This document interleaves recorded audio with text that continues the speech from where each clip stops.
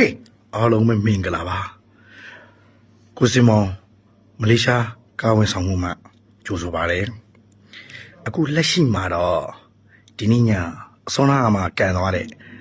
Manchester United အသင်းနဲ့ Manchester City ရဲ့ပွဲစဉ်လေးကိုဆုံးသက်ရမယ်ဆိုရင်ဒီကပထမဆုံးပြောမယ်ဆိုရင်ပေါ့နော်ကျွန်တော်တို့မိုင်ဖန်နေအဲ့လောက်တွေမပြောဘူးဘယ်တင်းကပြောလဲဆိုတော့အာဆင်နယ်တင်းကတအားကိုပြောနေတာဘာလို့လဲဆိုတော့ကျွန်တော်တို့မန်ယူနိုင်အောင်သူတို့အရန်ကိုပြောမလဲပေါ့တော့အားရနေပေါ့သူတို့အမှတ်ကိုသူတို့ထိန်းထားနိုင်တော့အကေကျွန်တော်တို့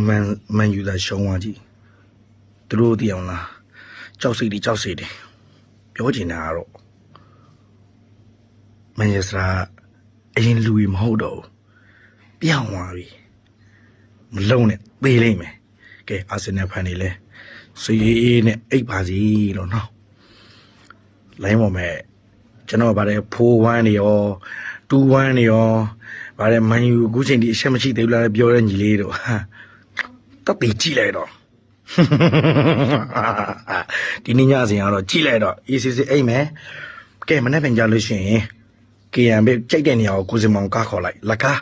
လိုက်ပို့ပြီးမှဖြစ်ပါတယ်ထမင်းလင်းကြူရုံမယ်လို့